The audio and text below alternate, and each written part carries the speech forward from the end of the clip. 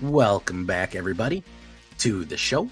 I am your host, as always, Jay Villain, aka That Villain Jay, and with me, as always, is our co-host, none other than Numbskull himself, right down there. Hey guys, There he is, number 3 rank in the world currently. Best alchemy player of all time, unanimously voted, 2022. What are you at, man? don't ask anybody. I am at like 800 something. Oh, Probably 900 something by now. So okay. Doing my late season push in the last week here. Okay, I'm doing my late we'll season see. push up to Diamond 3. So, you know. There you go. Okay. Yeah, I hit Diamond and I've mostly just been sitting there. So that's fun for me. And as you can see, something's a little different about this episode. You can see sitting next to me a little avatar right there of a quite adorable cat girl there. That is joining us today is our special, very special guest, fellow streamer, fellow Magic VTuber, LunaeNyx. Mm-hmm. There she is. She is joining us today on the Black Council podcast. This podcast is all about her. We wanted to get into some more interviews, and we wanted to have her on to introduce her to a lot of people that may not know about her and the great stuff she does in the Magic Gathering community, live streaming, everything like that. So why don't you say hello, Luna? Hello. 'Tis me. It is, in fact, LunaeNyx. So she is joining the Black Council by means of being a guest, being a special guest on this podcast. And I'd like you to stay and listen. Stay a while and listen, like Deckard Cain says. This podcast, of course, is sponsored by and supported by our patrons. Patreon.com/The Black Council. You can join us if you want to become a member and you don't actually have a live streaming audience that you want to talk to us about. Maybe you just want to listen and you just want to join the Black Council. You get exclusive access to our Black Council Discord. You get early access to the podcast. And of course, you get your name read out during the podcast, which I'll do right now because I think Numbskull got it last time.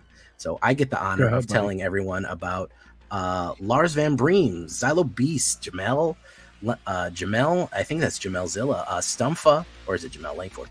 Trexodactyl, Magic Studios, Lord Gypticus, the Flipticus, Satanosaurus, Cassius, Nickel Nuts, H-Man, Ulfveer, Dante Valentine, Clever Sounds, Blood Chief, and of course, Paradabo, all members, official, fully sealed and certified members of the Black Council. Thank you for your support on Patreon. You can find the link on patreon.com/The Black Council. It'll be in the pinned comment. It'll also be in the pinned message up there on the, well, I think I'm going to, instead of pinning our Patreon, we're going to pin LunaeNyx's information instead. I think she'll get it, but you'll find it in the comment and you'll find it in the live chat in case you want, and of course in the description, in case you want to become a council member. As soon as we get to 20, the next goal is to get to 20 members. We are going to run a council tournament. So an invitation only council tournament. So it's the only way to get in is be a council member or have competed or have been a special guest on our show. So with that all being said, oh yes, Jay, how can they sign up and how much or little does it cost them? It can cost you as little as $1 a month. If that's all you want to give on Patreon, if you just want to put in, do PayPal, $1 a month, that's as little as it costs. You can do $1 an episode if you want. You could do $5 an episode if you really think you're getting value out of it. That's fine too. Honestly, I'd be kind of a little bit put on if you put more than $5. If you gave me like $20 an episode, I would feel bad. I feel like I'm not giving you value for your money. But we would ask you if you did that on purpose. Yeah, we would probably check to see if that was a mistake. But either way, but we would still appreciate it. We still would appreciate it, nevertheless. So we are supported. We've started purchasing, as we said. We got this studio to kind of do more interviews, to do more stuff, to be a little bit more professional because we are growing. And yeah, that would be great if you could join us on the Black Council. Roundtable Magic the Gathering podcast. Part of the reason we do this is also we wanted people to have an input in what they wanted to see. We really wanted to have a community built around it, meaning that if there is a streamer you want to see, if there's a deck you want to see built, or if there's a topic you want discussed, come to our Patreon and we can vote on it, talk on it, and we can do that for you.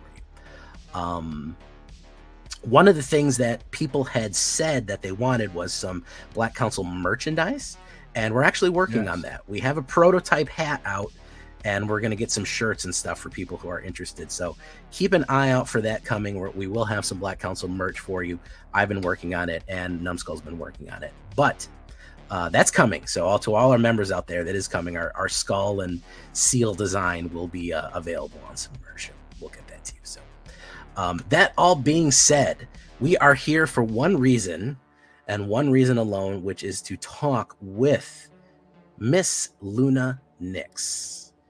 Here she is, VTuber extraordinaire, Magic the Gathering YouTuber. If you don't know her, now you know. I would highly recommend going to follow her on Twitch, which is, of course, going to be twitch.tv/LunaeNyx, which is LunaeNyx. For people who are just listening, that is LunaeNyx on twitch.tv. She is a VTuber. She is a Magic the Gathering player, and she is very fun and interesting. And she was actually a little trivia history here. She's actually taught me how to be a VTuber. So we're going to discuss that a little bit going in. I believe I didn't even know. Here's my story. I'll let you get to your story, Numbskull, how you actually met Luna. By the way, why don't you say hi, Luna? I'm talking over you right now. I'm here. I'm just listening because I'm just like, I don't know what to say. Yeah, I feel like I'm talking over you right now. No, that's okay. I'm absorbing. let's since but before she gets cold, let's let Luna just how about introduce anything to say about yourself and like about your channel and how you like to go about Magic, maybe how you got into it. What do you do on Twitch? Tell us a little bit about your twitching. Well, honestly, the main game I play is Arena. We like to joke around on there that to bring the salt, bring your popcorn, because it's definitely going to get seasoned, because it's definitely going to get salty. And I used to do a lot of ranked and standard and historic, but lately my patience has run thin, so we do a lot of historic brawl now. And we'll do I do 1v1 nights every Wednesday. So anybody who wants to come battle or show off your deck, or basically some people come just to they want to kick the streamer's butt, right? So they just come and that's what they want to do. And so that's what we do. And then we have Saturdays, which we call Catter Days. And I use a different avatar for that. And depending on what the Saturday has, whether it's a tournament, whether something's going on in Arena, we'll have that, or I'll play a different game at the end of the night. Like we've played Stray, we've played Cult of the Lamb, which I keep calling Lamb of the Cult backwards. I'm really open on my channel about mental health and mental health struggles and stuff, because that is my biggest thing.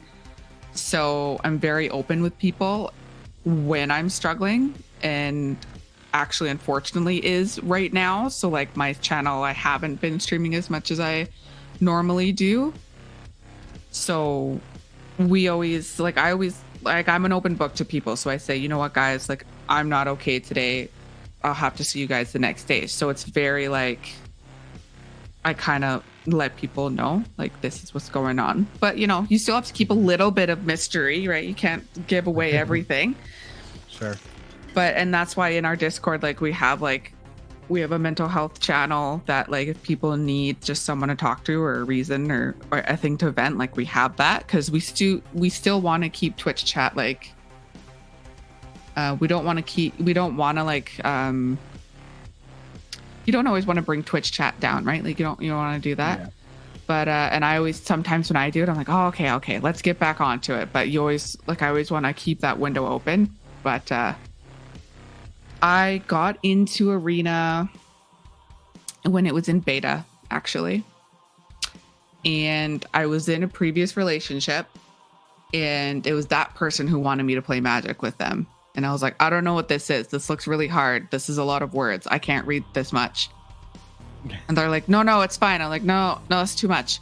And then I started playing, and then I played this. I don't know if I made the deck. There's a card. It's an archer, and it's a black-green archer. And it's got death touch, and it's like whenever a creature dies, you gain a life and your opponent loses a life or something like that. Yeah. Yeah. So I know I was playing a deck with that, and my opponent had that too. And each of us had like 1 billion freaking creatures, right? And so I think either they attacked or I attacked, and we blocked them all. And I had made like 100 triggers happen. But because their stacks went on first, I died. Oh, you learned about AppNap. Yeah, so I got pinged, and I was like, what? So I was like I was like salty, but it was like super fun. I was like, this was freaking awesome. So then I played since then, even though I'm not with that person anymore. And they unfortunately weren't the best person in the world. You got some good out of it then. But I got Arena out of it, and I got Final Fantasy 14 out of it too. So there were some okay things. And then I took a little bit of a break from Arena because I could only play it on the computer, and sometimes I don't want to sit at my computer. Sure. And then they came out on mobile, and I was like, I can play Arena anywhere now. Yeah, they make it easy. I was like, this is too easy. And then I made a mono white lifelink deck. I can't remember what creator made it on YouTube, but I was like, I'm going to make this deck. And I just had like this insane battle. And I was like, this is so much fun. I want to do this all the time. And it was so funny.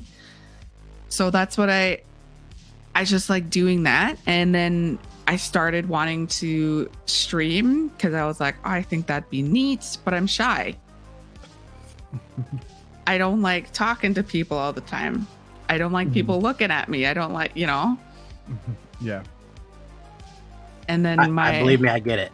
Right? Yeah, Jay gets it. As we're both sitting here, we're just talking bubbles, and Numbskull's like, yeah, I'm literally right here. Like everybody can see my face and my expressions. Like I can't even like mouth swear words at people. But so when my first stream was honestly awful. Like it was from my iPad.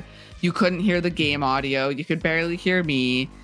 And my friend was like, if you're going to stream, you're going to need something for people to like interact with. And I was like, I don't know what you mean. And she's like, you either have to be in the screen or have something there, like an avatar. And I'm like, what the hell? Like, what do you mean an avatar? And so I started researching and stuff like that. And I don't know if you guys have heard of this YouTuber. Have you ever heard of Girl DM? No. Oh. Okay, so Girl DM is like a super popular avatar. They have had 3D avatars and just recently did a 2D avatar. And I found them and found their setup. And I was like, oh, this is an avatar? Well, this looks kind of fun. And I kind of went from there and researched like the programs, and I started out on Face Rig, which is not what I'm using now, but it was definitely fun or interesting to say the least. And then I found out what Vroid was, which is what my avatar is made now. And then it just took a lot of figuring out how to do your character, and you don't even have to be artistically talented to make a Vroid avatar. If you're like, oh, I'm not really good at art, I suck or whatever, like you don't even have to be that good. You just have to know how to import and export textures. And that's and then you just kind of mix it all together and hope it comes out and looks like a thing that doesn't scare people. And I was hoping mine would scare people. So, well, everybody keeps showing up to your channel, so you haven't scared them just yet. Yeah. So that's kind of like just a kind of condensed version, and I've just kind of been kind of doing it ever since. And I honestly, you know, was just in the beginning, I didn't really talk a ton, but I had one viewer pop in and they would chat with me and sit with me for a little bit. And then one day they're like, hey, you should check out this person. Mm-hmm. And it was John Likes Games. And I was, because I was family friendly to start. So I thought that would get me more places. And I was like, oh, okay. And I went there and it's kind of like, that. I don't want to say took off, but like that's kind of where I got more. I don't want to say notice, because I'm not like, I haven't exploded or anything, but like I was able to network a lot faster. Mm-hmm. Sure. I guess is the best word. And then now I've just met so many people like you guys and like my DGen teammates and Nerd Girl and like so many people. Sometimes I can't even keep them straight, and that sounds mean, and I don't mean it to be mean, but my brain, sometimes I just get it mixed up in my head and I'm like, all right, no, that's this person, not that person. Like it's in a good way. It's all in a good way. There's a lot to keep track of. There is. Oh yeah. So I can tell you, if you want to know a little story about Miss Che, how I actually met, not Miss Che. Well, that's how I knew you originally. That was my name. I was, hey, Miss Che. Yeah, and that's how she came to my stream and would hang out and would chat and never said anything about being a streamer. Not one time. And then one time I clicked on her, I can't remember, I clicked on her name or something like that and went to her page because I think I wanted a better view of her avatar of like the anime icon. I said, oh, is that from like a game or something? Is it, what is it? And I looked, she has like 700 followers and is streaming all the time. Never once did she ever mention that she was a streamer. And I said, Che, you stream? At the time she was Miss Che. Luna, you stream? Oh yeah. Well, occasionally I dabble.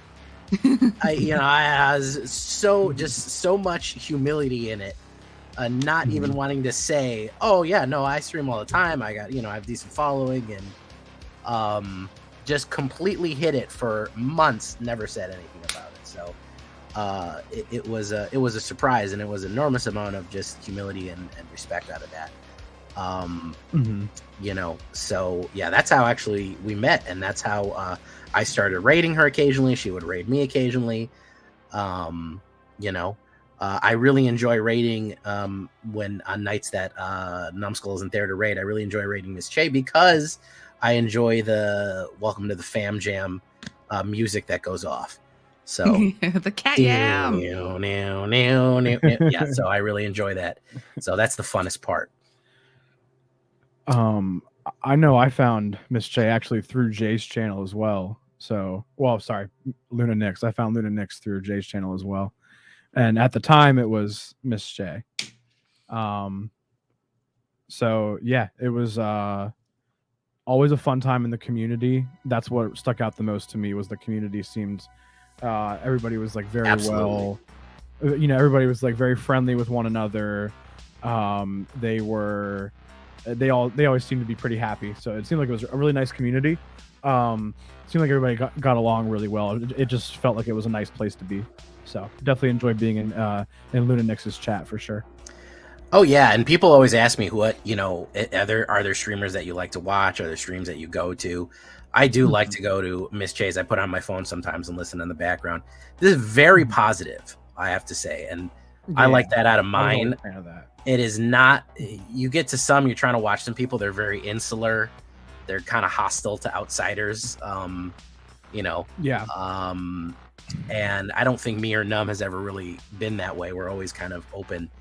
But there's a bit of a clickiness in streamers sometimes, which is a shame. It really shouldn't be like that. But so yeah, if you're looking for someone who just has a fun open stream, that is probably the place to be. Absolutely. And we're not afraid to get salty. Oh, I mean, yeah, absolutely. That's another thing that we need to do, is get that sweet salt.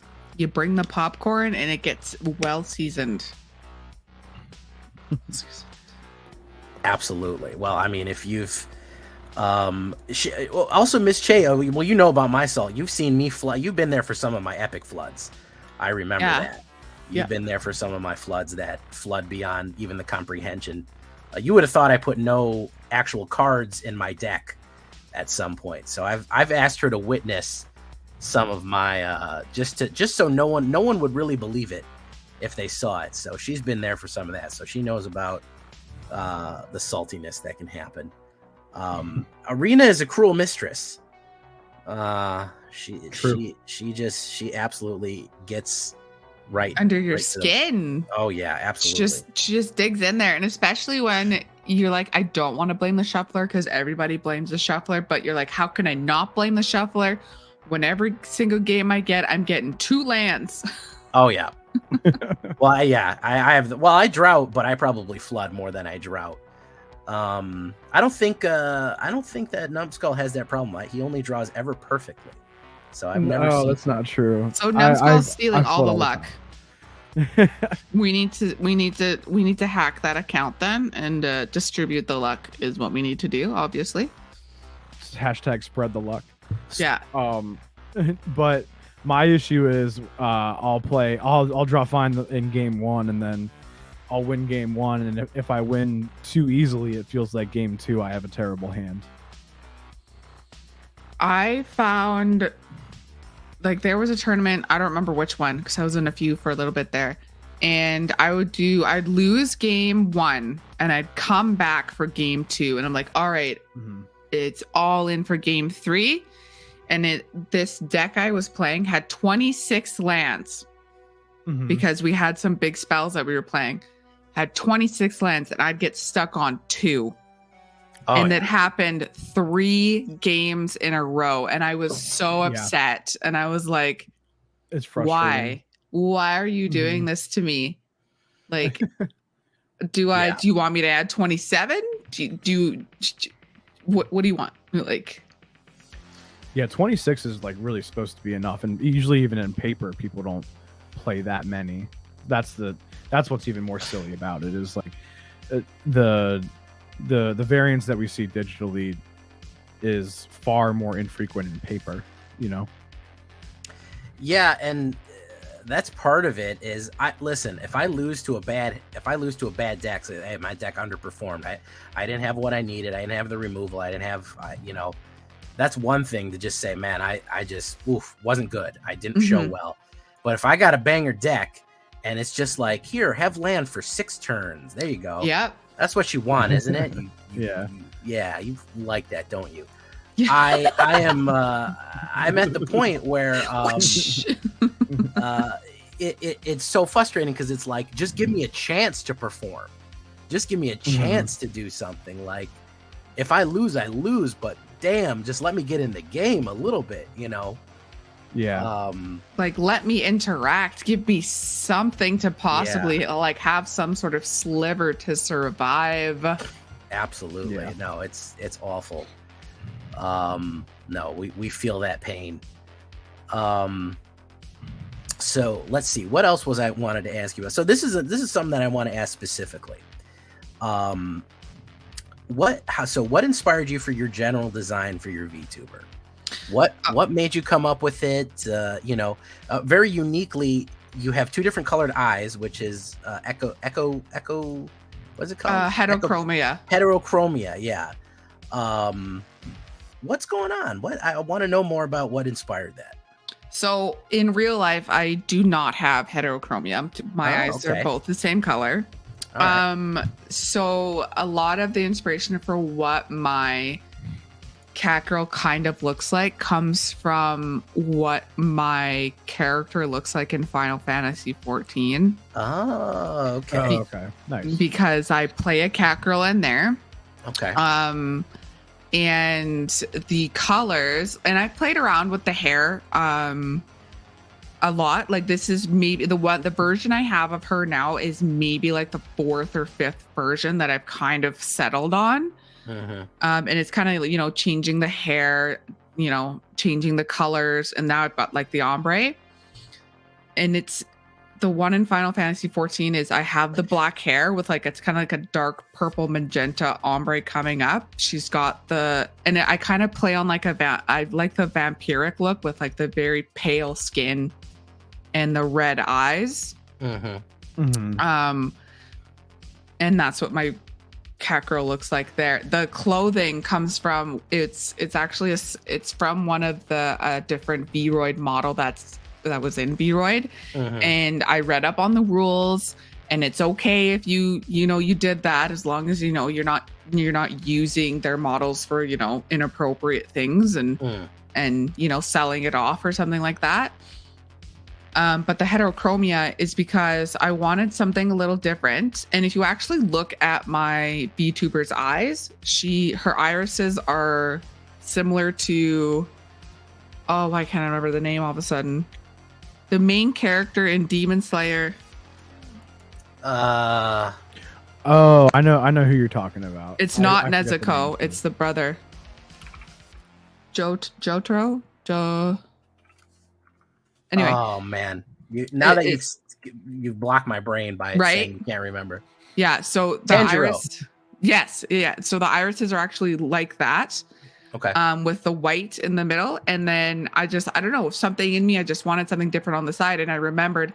And spoiler alert for anybody who has not played through Final Fantasy 14. Spoiler alert coming up. I made one of the eyes. I grayed one of them out because of something that happens in Final Fantasy 14 that happens to Y'shtola, where she loses the light in her eyes and she goes blind. Okay. So, and I've always kind of, I've always liked Y'shtola. So I was like, and I kind of was like, oh, I like that, but I don't want to lose my red eye either. So I was like, let me just, white this one out, but it's gray, or gray it out, and then I can still have both. Okay.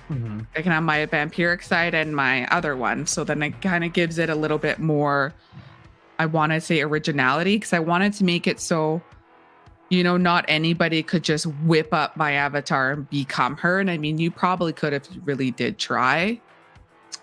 Well, yeah. I feel like that's part of like when I see your avatar, or I see any art, or I see anything, I immediately know that's LunaeNyx. Oh, yay. Yeah, that's her. Like, on a Discord, or if I see you streaming, I see it's very distinct with the black and the red, the cat ears, and the two different colored eyes, and the glasses on top of that. Let's not forget the glasses. I wear glasses in real life, so that's a real life thing. Okay. And I have cat ears too, not human ears. Well, that's what I always tell people about mine. I said I do actually have vampire teeth. Yeah. That's why I'm not allowed near blood drives. Yeah. Got canceled from those a few times. So yeah. Well, I like that's really fascinating. My story was that I just kind of whipped up something, and then I put vampire clothes on him because of my tacit channel connection to vampires, as I used to play vampire decks. That's what kind of catapulted me on YouTube, was the Veto decks I used to run. Veto was so fun. But yeah, like your model looks so good though.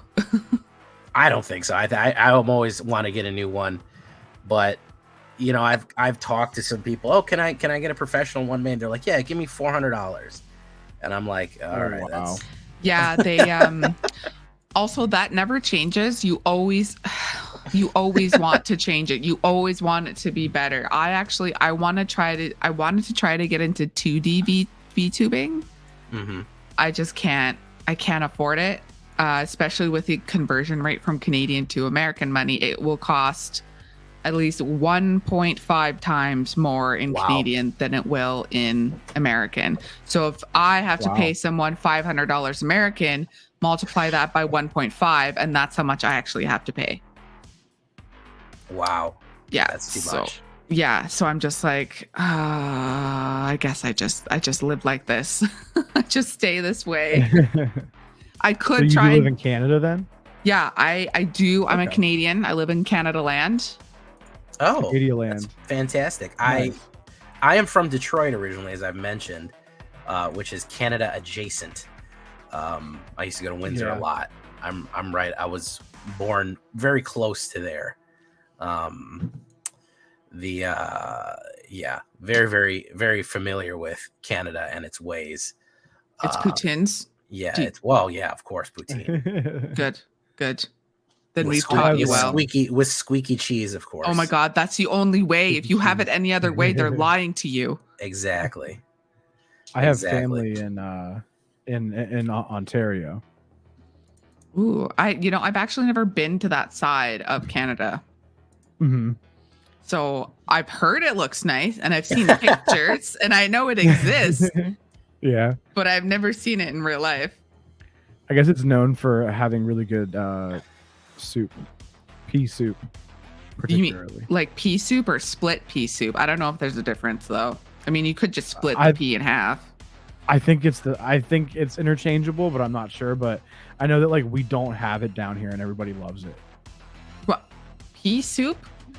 That is very a special type, I guess. Y'all don't not like how Canadians have it. Yeah, y'all don't have ketchup chips. Yeah, we do, but like they're not very prevalent. You know what I mean? Y'all you didn't start to see them for a while. Like I think I just started to see them the last couple years. And you can't have them damn Kinder Surprises. Apparently, you're not allowed to have the surprise anymore. Like, well, they took away Dunkaroos for the longest time. Oh my God, why? Yeah, do they just not want you to be happy? No. Depending who you ask, no. Okay, you were saying something about your family before we started talking about what the states can't have for snacks. They used to always go up there, particularly for that. They would say, don't forget to bring back the pea soup when you guys come back from Canada. Oh. They would bring back like I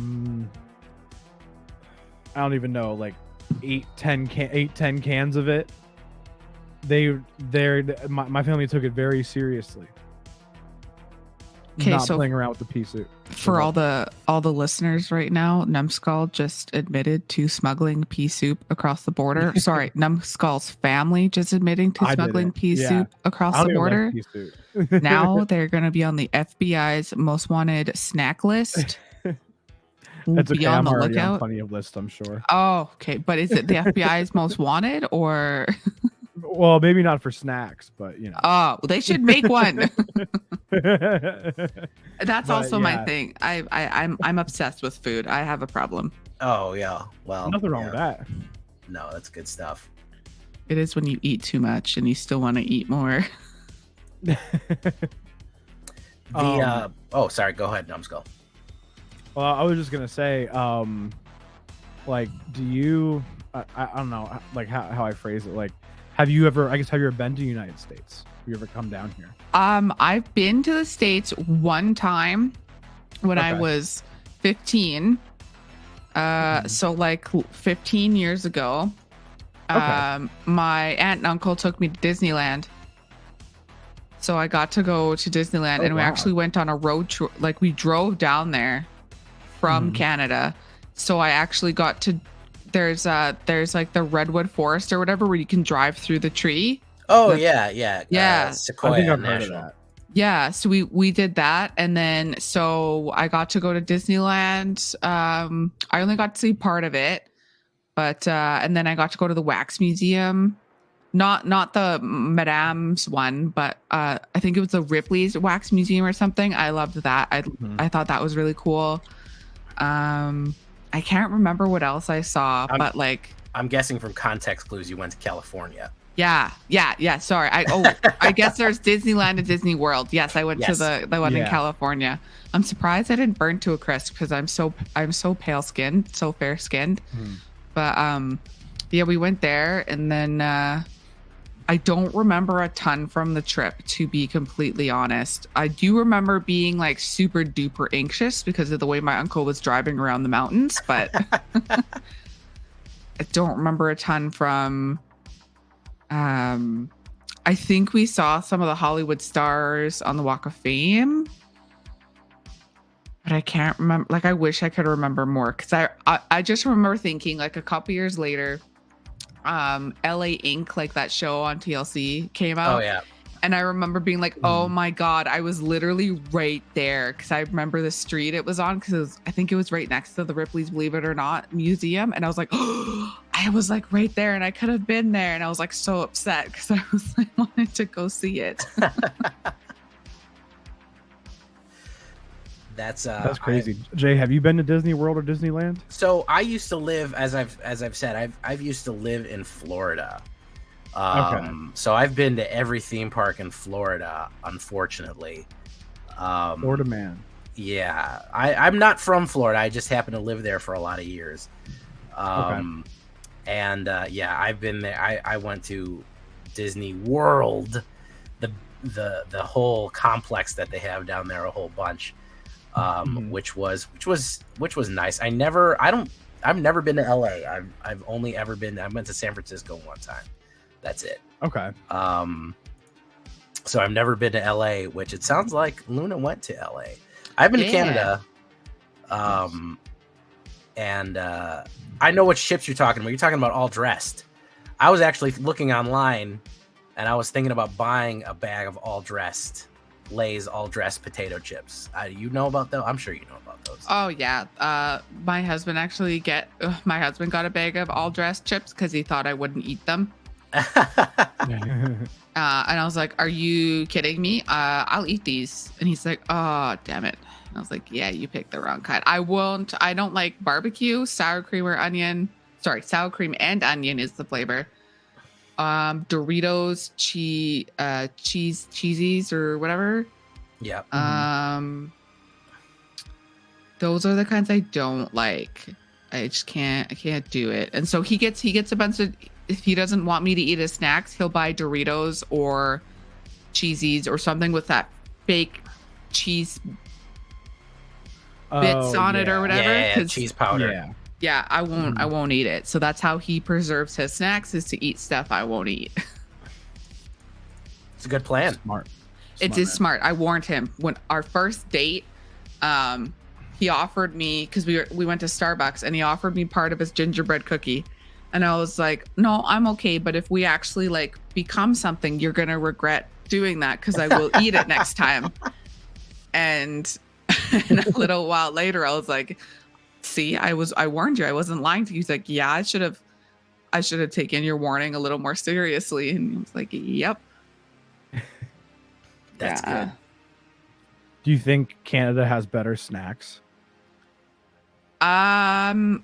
I don't know. I'm sure there's snacks that the States has that we don't have because we don't know they exist. I know there's a lot of stuff the States has that we don't know about. But you know that, and they're like, oh, this is famous in the States. And we're like, I didn't even hear about it. But I'm also just very like, I'll eat anything that's like chocolate. Like, you get me a chocolate cake, it's mine. You get me chocolate ice cream, it's done. Like, as long as there's no nuts in it, I'll bury myself in it. Like I'm good.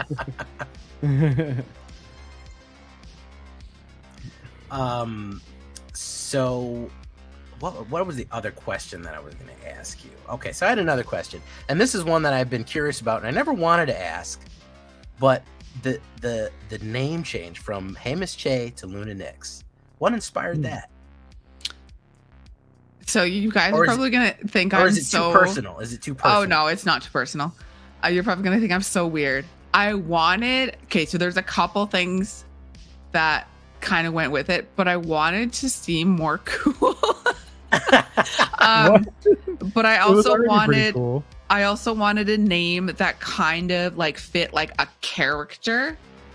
Other than just like, you know, Hey Miss Shay. I wanted my VTuber to feel like LunaeNyx was the VTuber's name as well, or like it could be the VTuber's name. It could be like a whole character around it.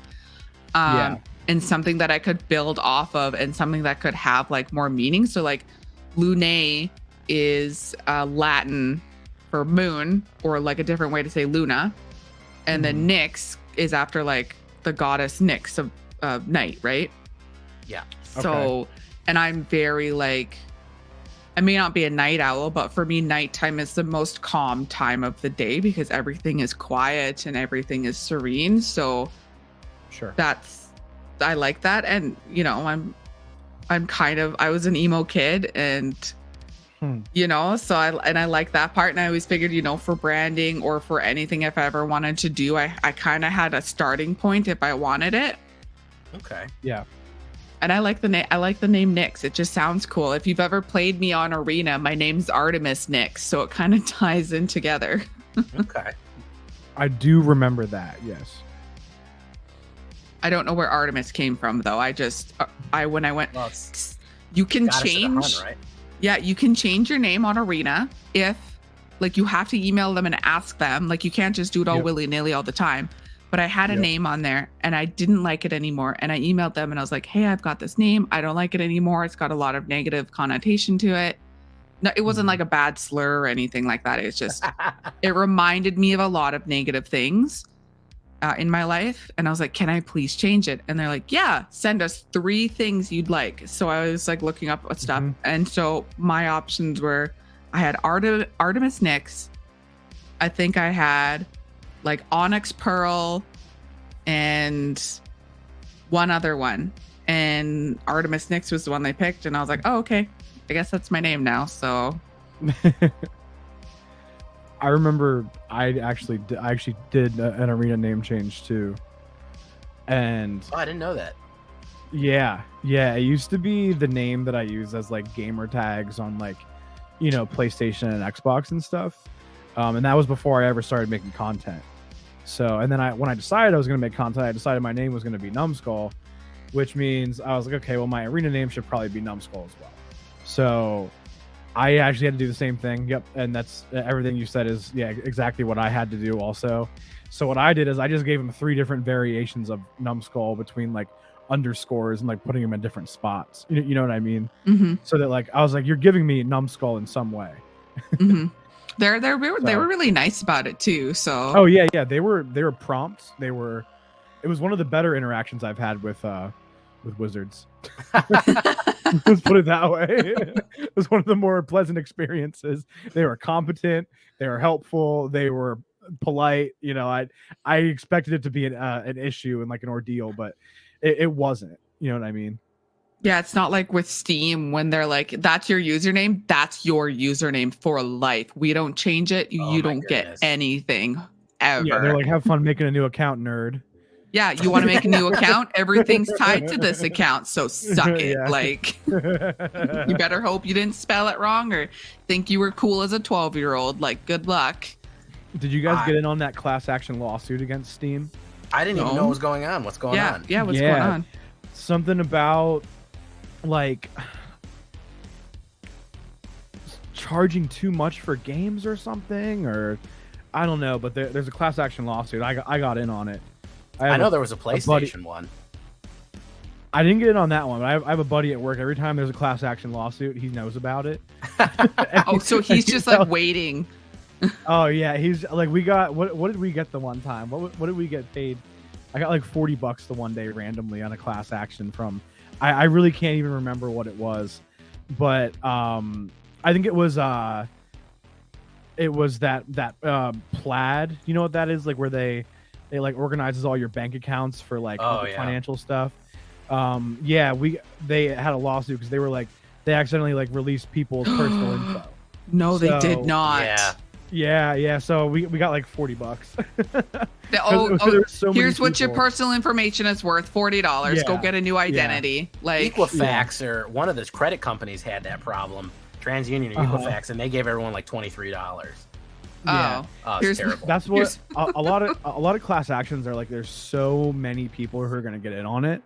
It's to the point where it's like you're not going to get much, but you might as well get on and get something out of it. Like it's, you know what I mean? It's more than, you know, other people are getting nothing. So like you might as well get something, because usually it just involves you like filling out a piece of paper and like signing off that like you'll take whatever amount they agree to, and then you just randomly get PayPal'd one day, and it's like, all right, well, more than I would have had, you know. I guess I have this money for arena or something. Like, Yeah, I put it in for arena. Pre-order. I think my next pre-order. I think I bought like another webcam when I got that one, or you know what I mean, just random stuff. So like it's nice, you know. I mean, yeah, there's all kinds of crazy stuff going on out there. Oh my god, that is nuts. Freaking nuts. That just reminds me of like, I mean, it's not the same, but it's like I don't know, you guys may or may not have heard it, but in Canada, when the pandemic hit, the government did something called CERB, which was it's spelled CERB, Canadian Emergency Response Benefit. So once it's like how we got stimulus checks. Yeah. Yes, exactly. So Stimmies. but they did CERB, but it was monthly. So it was every month you got paid because the world basically shut nice. down. Yeah. How much did you get a month how much did Canadians get a month if you don't mind me asking? You got it did so what it was is it replaced our employment insurance, which is like unemployment insurance in the States. So if you were got laid off for any reason, even if it wasn't for COVID, you were put on CERB, it did not matter. And you got $2,000 a month. Oh my goodness. Nice. We got like 2 stimmies and that was it. Yeah. I got like 2 time. checks of $1,000 for the whole thing. We got like I think I got 250. I got one for 15 and one for 1,200. Well, that see, now I had to work too. There's a problem now. So people have done that, and there were people who definitely needed it. Do not get me wrong. People were in dire straits. People actually got laid off. People were sick. Like people needed it. But you had to report it like a normal EI thing. And you did. So it was like taxable income. Yes, but they did not take the taxes off. They didn't take the taxes off when they sent it to you. Oh, so people like didn't have the money to pay up when taxes were due. That and last either I think it was last year. So last year after CERB was done, because they only did it for so long, a different department went in and calculated everybody who was on there and calculated everybody, and almost everybody who went on CERB apparently was overpaid and had to pay some back. Pay back. Oh my goodness. Oh wow. Some people were worse than others. Yeah. But it's a big thing of it's a big sore spot in Canada, because it's just like we were given this money to live off of, and now you want some of it back. And my husband and I we both got dinged, even though we both reported properly, everything was done to a T, and we didn't get dinged for a large amount, but it's still, you know, we live very frugally and very paycheck to paycheck. Yeah. So we're just like, can you please? And this is after the past 2 years of them saying, okay, well, you didn't pay taxes in CERB, so now you have to pay us taxes in CERB. Wow. Yeah. So you guys saying that reminded me of like, everybody's unfortunately in on it, but it's the opposite way. Yeah. We have to give it back. And it's rough also, because just thinking of like I know some people that happened like something like that in America, where they got too much like unemployment money, so kind of like the same thing. But in America, the system is so inefficient and there's so much waste that like they wouldn't even have known that they messed up. They wouldn't have anybody check. They're just like, oh, okay, it's fine. It's so like bureaucratic that like nobody could really ever track that down to be like, oh, this person messed this up. And then like, yeah, they would just never really be able to get on to the whole like, it's just a mess. You owe us this. They would just kind of like take the L. The funny story, I have a story like that, is when I got laid off when the pandemic hit, as pretty much everybody did. Me too. Yeah. So they had you apply on the state website. They said, apply for your unemployment insurance for COVID relief, because they had a special one if you got laid off for COVID. So I did it, and then basically you had to report in every week that you weren't working. You had to fill out a little form that says I'm not working due to COVID. I remember that. Like click a little box that said it. So because it was COVID, they closed the website and nobody could do it. So then you had to go back like 6 months later when the website opens. They said, "Oh, you're not owed any money because you weren't filling out your weeklies." And they said, "Yeah, I you remember couldn't that fill out the too. weeklies because you closed the website. You wouldn't let Yeah. anybody you wouldn't let anybody on because you said, oh, you were laid off." So I had to fight through that too. It took like 6 months to get the back unemployment insurance. My brother had that issue too. Yeah. Because he did get laid off. Yeah.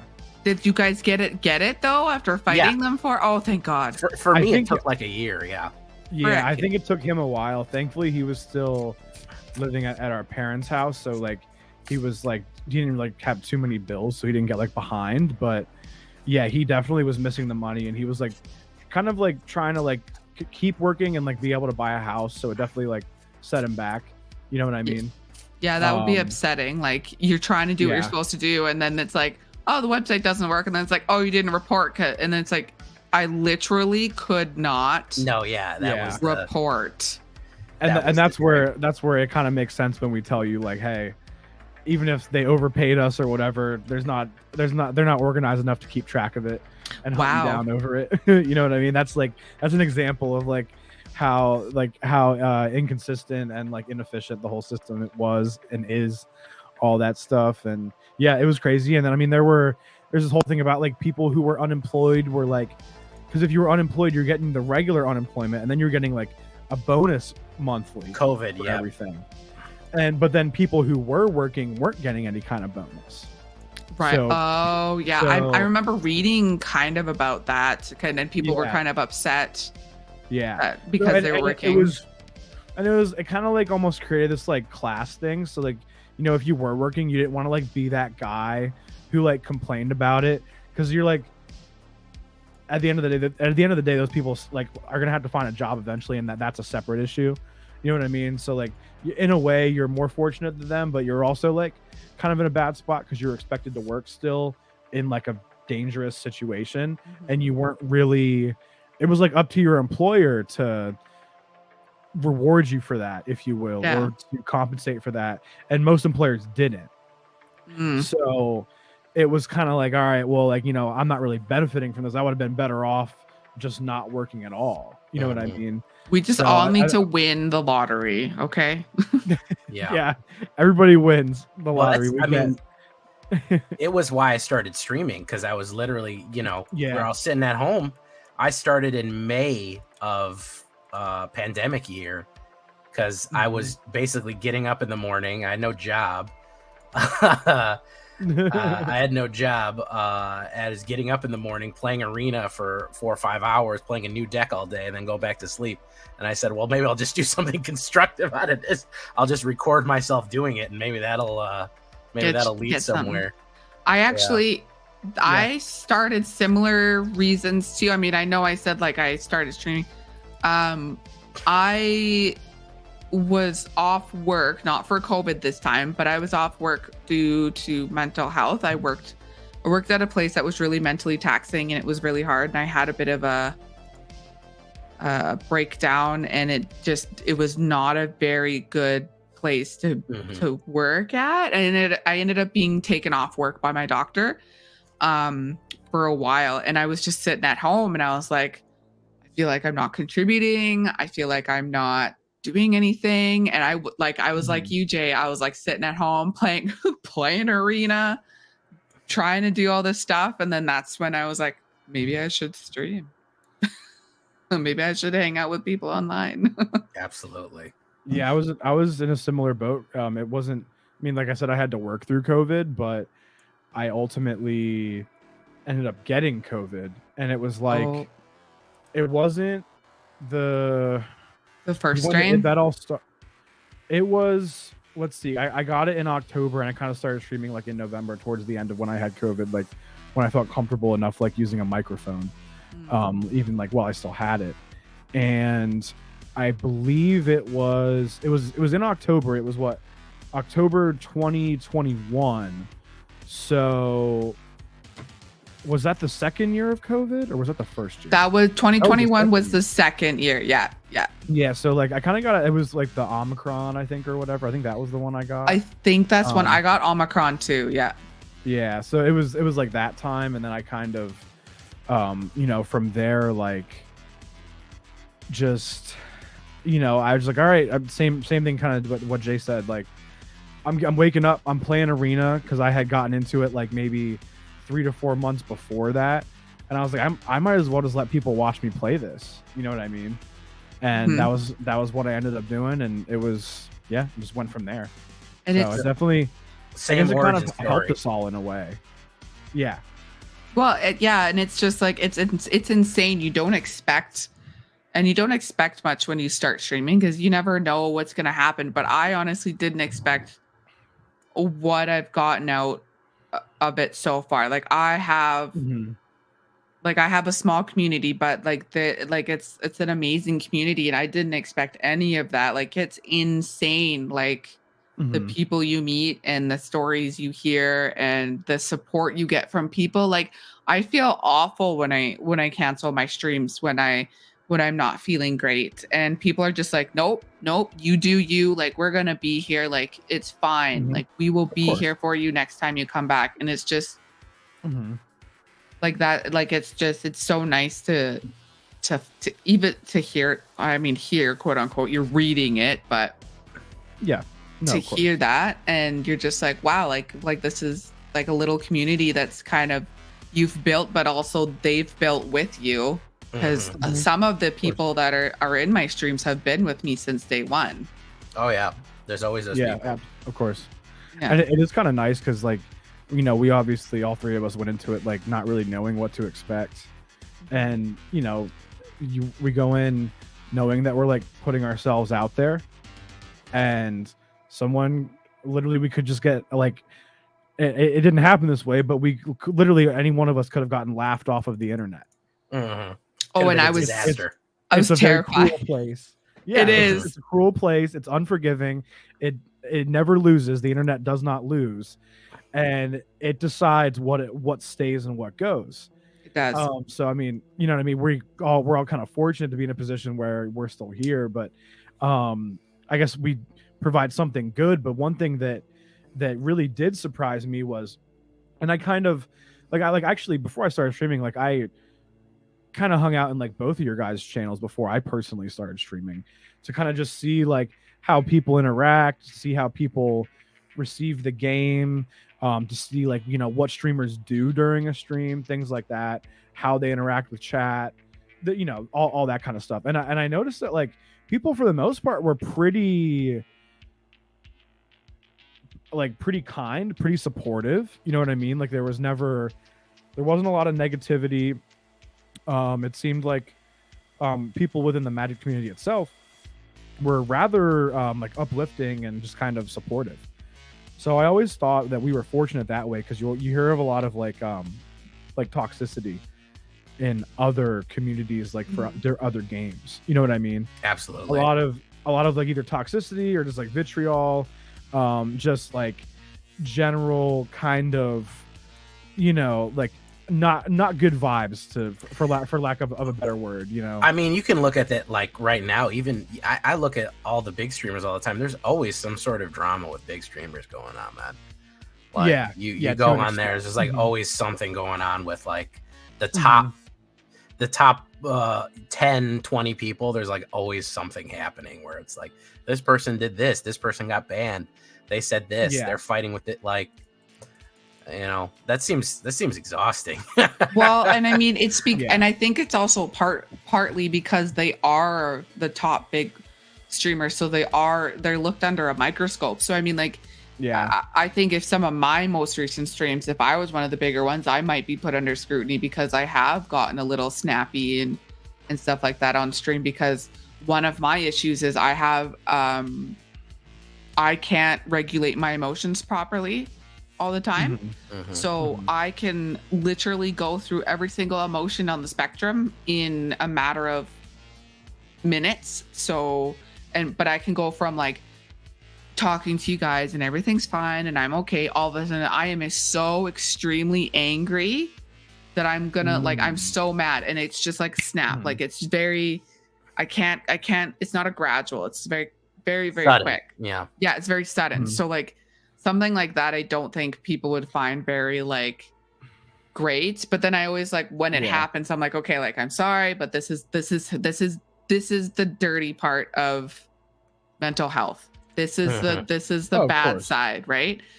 And I mean, that sucks because the more popular you are as a streamer, the more people are going to look at you and the more they're going to nitpick you and be like, oh, well, this was wrong and this is wrong. Like I there's this one streamer and I watch TikTok. I mean, I didn't want to go on TikTok for the longest time because I was like, oh, I'll get addicted. I did. Yep. I did.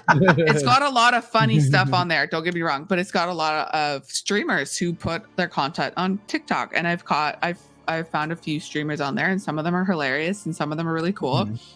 And there's this one streamer, and the stuff that they deal with in their streams, like people come in there and just say like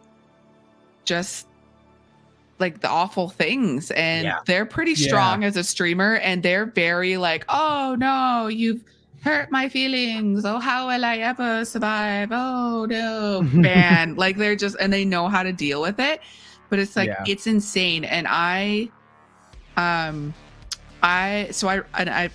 Reddit, and I actually have an account on Reddit. I wrote a story on there once, and it actually got really big.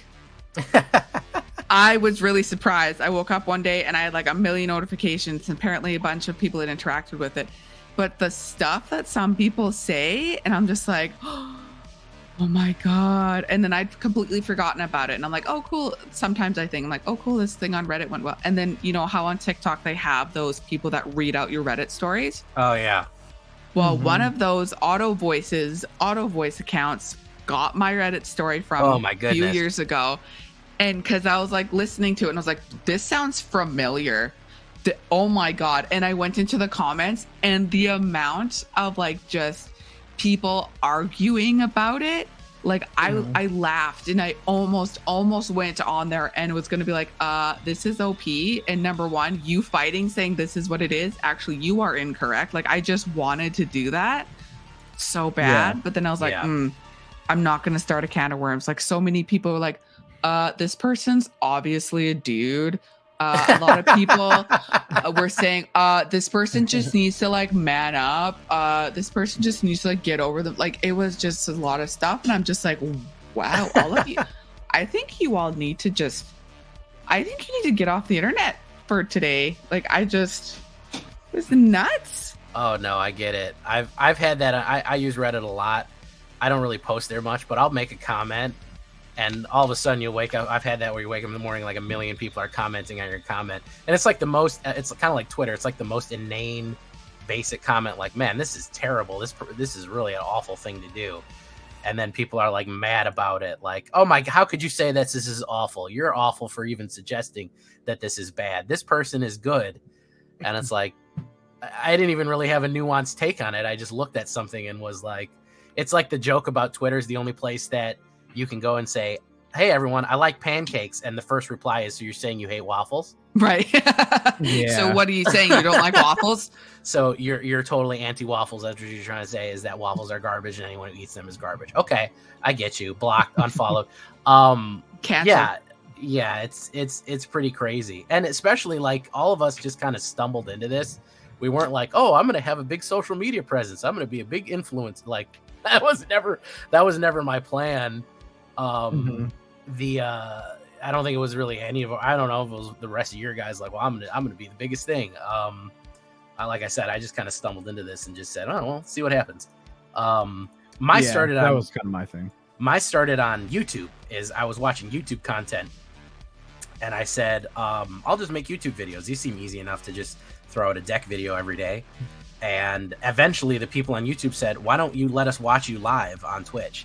And that's why I came to Twitch. So, because people were like, so I actually YouTubed way before I Twitched, but so that's why I was able to grow on Twitch very quickly. Is I put on my YouTube, hey, if you like this deck, come watch me play it live. So that fed people from YouTube to Twitch, and then when people started watching me on Twitch, I said, hey, you're new here, well, go check out my YouTube channel. So they kind of feed into each other. But yeah, originally I wasn't even on Twitch. It took like 6 months to get there. Well, how dare you? You did it backwards. I know. I shouldn't have done it that way. That's how I actually found Jay, was YouTube first. A buddy and I were trying to make zombie decks. Oh, see, there you go. Yeah. That'll definitely, if you search for a zombie deck on YouTube, you'll find Jay's channel. And I probably have seen one, honestly. If you search for zombie or you search for vampire, I'm gonna be probably top 3. And I'm not gloating. That's the algorithm has tied me heavily to that. Yeah. And then I was like, dude, this guy has like the perfect radio voice. So I just kept watching his videos. And then and then it was like he said, like, hey, come watch me on YouTube or on Twitch. So I just, I went to his Twitch, and because basically, actually, my path almost went the way Jay's path did. My initial plan was to just make YouTube videos, because that's what I saw, like him, HGG, Watts, Swayze, like I saw all them just like making YouTube videos of decks. And I was like, oh, I should just do that. But then once I got to Twitch, I was like, oh, this looks like it would be, and maybe it was me being lazy. But I was like, this kind of looks like it would be way easier for me to do what I want to do. And it kind of aligned a little bit more with my, like, with how I like to interact with people. Because like I've been a musician since I was 16. So like, I was used to being in front of people live, and I didn't care about that. So I thought that I'd be like more in my natural habitat if I did this. And then it was like, oh yeah, and I also don't have to edit videos. Yeah, let's just do that. This is why you're the only face that they can see right now. That's exactly. Well, I can be in front of a million people and not care. I could be the president giving my State of the Union speech and be normal. I don't ever mind performing, but I don't even I play live music too, and I'm the drummer, so you never see me anyways. Fair enough. I like to pretend I play live music in my head, so I could be a performer, but it's only in my head, so I don't think that counts. Well, you just gotta sing. That's an integral part of my stream. Have you heard me sing on my streams? It's not great. People tell me in my videos, they're like, bro, I'd subscribe to your channel if you stop singing in your videos. I'm like, dude, it's never gonna stop. Oh, I remember that. So then I said, Jay, sing more and sing this song. Yeah. I remember that. It's never gonna stop. Like, I sing constant. If anything reminds me of something, I'm gonna sing it. It's just, I can't help it. I don't know what it is. Yeah, I didn't really want to put my face out there. I didn't want to. I know what my assets are, and it's my rich, smooth voice. So I said, let's just focus on that. I have news anchor hair too, so that helps me. That is good. That's it's the nicely coiffed hair. Yeah, and that beard that helped me out. Yeah, the beard's definitely come a long way from. A buddy showed me like an old photo from me of me like 6 years. It's actually my mugshot. He was like, "Hey, do you remember this?" And I was like, "Wow, my beard's come a long way since then. I was all patchy, and like now I have like a full beard." So I was like, you know what, whatever. So what's the worst they're gonna do? They're like, someone's gonna call me fat or something. Like, who cares? So like I was like, cool, let's just do it. Oh no, an internet person, you've hurt my feelings. However shall I survive? Yeah, it's been happening since I was 8 years old. Do you think it's gonna mean any more now? You know what I mean? Right. So like I was like, whatever. And then if you're one of the few kids who had those lovely things from your parents, it's like, what are you gonna say that my parents didn't? Like, come on, bring it. Oh yeah, exactly. Yeah, my family's very critical of me to begin with. Yeah, so, exactly. Yeah. So like, what are you gonna tell me that I didn't hear growing up? Bring it. Come on. One of the funniest things, I get comments in my YouTube that, man, quit using a voice changer, man. Cut that out. You don't need to do it. Don't use a voice changer. Why are you changing your voice to sound you know what you should say, Jay? You should be like, if you donate or pay this many bits, I sure will stop using this voice changer. And then if they say you didn't use voice, you stopped something about the voice changer, be like, I did stop using the voice changer. It just doesn't exist, or something like that. But make it funny and That like would be prove it's your hilarious. voice, and just but make it so you're like, I technically did not lie. I had a dude like for a week, every single video for like 2 weeks. He was like, "Come on, man, stop it, man." Like every day I put up a video, and he was like, "Bro, stop using the changer, man. Stop adjusting it. Stop." I'm like, "Listen, dude." And I have people also tell me, I go, "Oh, you're trying to be the next what's that guy's name? You're trying to be the next corpse husband." I'm like, "Bro, he didn't invent deep voices. Like he wasn't the first one to figure out what that was like." Like this is just how I sound. Oh no! However, was someone born with a deep voice copying someone else born with a deep voice? Like it's not like there's only 8 billion people in the world. The funny thing is, just the other day I met my girlfriend's coworker, and I was talking to her. I was, "Oh, nice to meet you. I'm Jay. What's going on?" We were at their apartment, and she goes, "Wow, you sound like Batman." I was like, "That's the best compliment anybody has ever given me in my life. I'm gonna take that one to my grave." You missed an opportunity. You didn't go, "I'm Batman." I am. Where's Rachel? Why didn't you do that? Where are my parents? Yeah. Are you my new mom? No, don't do that. It's combined with this actually being my name. And people are like, "Oh, you made up a persona for yourself." I'm like, "No, dude, this is," I mean, it's Spanish. It says Villan is my last name. It's double L, so it's a Y sound. But when you read it in English, it's villain. So it's like villain, yeah. I added the I. Cool. It doesn't actually have the I in it. It's just VILLAN. But I mean, well, now you can say there is an I in villain, and it's me. And it's me. Yep. There's an I in me. So Luna, before we close up here, because we're getting to the end of our show, I want to know what are your streaming plans for the future? Are you just taking it as it is, or are you trying to go somewhere with it? What's your next step for Luna? I mean, I would totally love to grow. Who wouldn't? Yeah. I'm unsure how, to be honest, because I'm in a place where I don't know how to allocate the proper time to make the YouTube videos or a TikTok.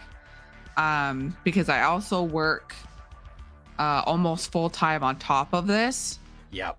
As well as having mental health that goes from being balanced to unbalanced to balanced to unbalanced. So it's hard to have, some people call it to have enough spoons, if you've ever heard that metaphor. Yes, the spoons theory. I don't know if I've ever talked to you. I work in mental health. I'm a social worker. You understand. And, yeah, I'm a peer counselor. So yeah, I get it. And I like that. I love the emphasis on mental health in your streams. It's fantastic. Yeah, I try to. Yeah, but that's also why in the chat we do, like, if you are having a bad day, we say bring it to the Discord, because we don't want to trigger other people either. Of course. So I would love to grow, and I think that would be amazing. But I know, I can't stream as much as some streamers can, who can stream 5 or 6 hours a day, or can stream 4 to 5 days a week. So I know that if I do grow, it's going to be at a slower pace.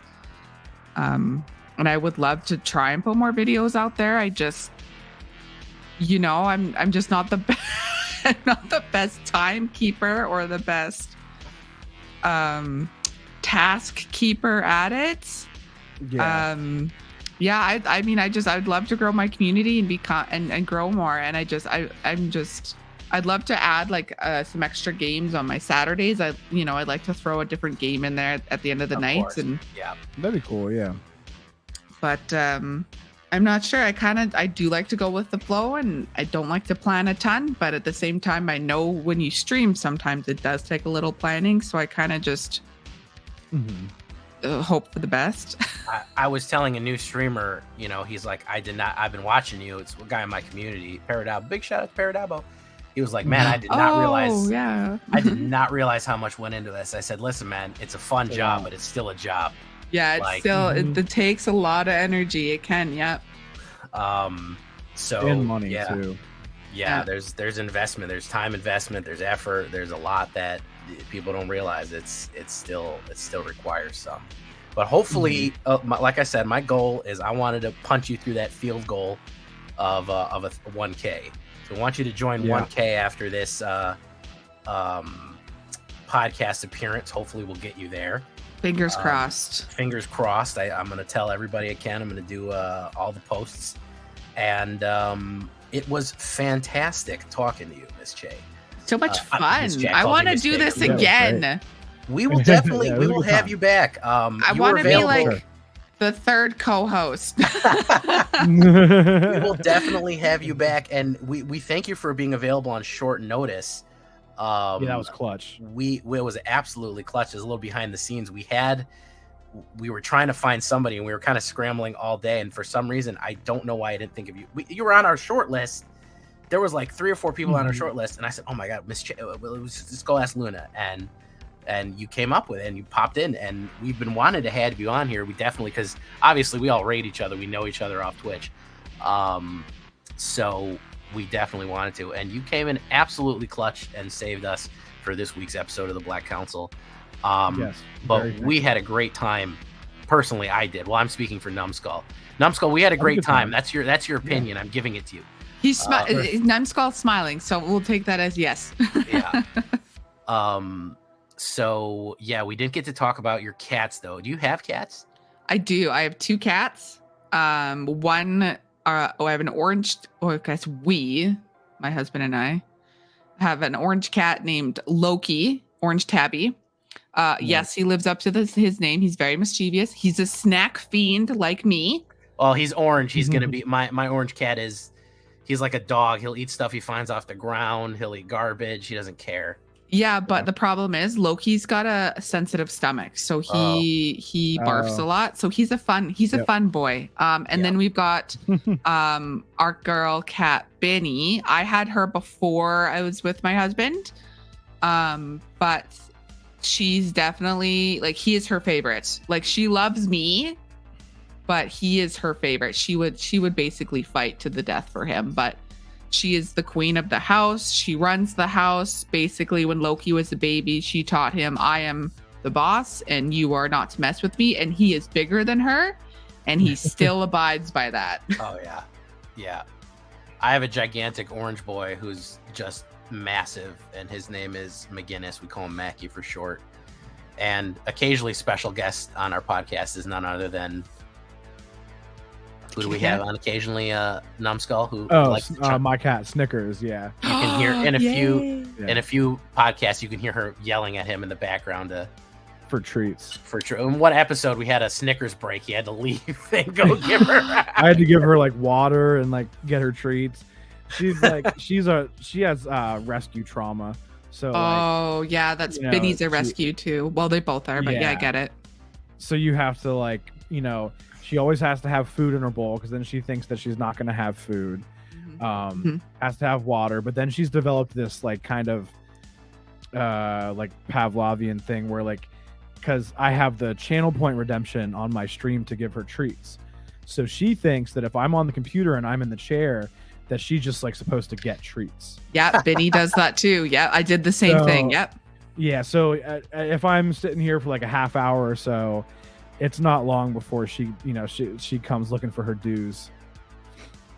Yeah. So, yeah. Cat lovers one and all, as we should be, as Magic players are. Absolutely. It was fantastic to have none other than the wonderful LunaeNyx, the cat girl extraordinaire, heterochromia cat girl LunaeNyx. We loved having you on. Thank you so much for being our guest. I will send you your personal invite to the Black Council Discord where you can hang out with us. And of course, you will have a free ride to the you will be invited to the invitational Black Council tournament when it does happen, when we get to enough patrons. And you are always welcome back anytime. Give us a buzz and we can get you back on for another as a special guest again, because I had a great time. And I don't know about Numbskull. Would you? I always have a good time. We should have just a cat episode. just not talk about Magic at all or streaming. Like, Just be like, yeah, my we cat could. does this. Our pictures could be our cats, and we just talk about like, cause I've got rescues too, so I got lots of stories about my cats. People would click on it and be like, yeah, so we're just gonna talk about we'd get like 58 views as people like, oh, and just a quick thing, just cats this time. A quick fun thing. Sometimes Binny watches me play Magic on the computer or on my iPad. Oh, he likes it. Yeah, she'll sometimes just sit there and watch. I don't know if it's the animations or whatever, but sometimes she used to lay on my desk while I played Final Fantasy and sometimes watch the screen. The only one my cat likes, he loved, if I play Battlefield, he loves Battlefield because there's so many tracer rounds and like bright lights. Like he loves to see the tracer rounds of like the machine guns going off. So if I played Battlefield in the other room on the Xbox, he'd come and sit and look at the screen because he can see like really fast movements. That's the only game I've ever seen him interested in, but he'd sit there for like an hour watching it. Because they know. Yeah. They're space cats. Yeah, they know. Yeah, well, he craved war. So But awesome. Battle Cat.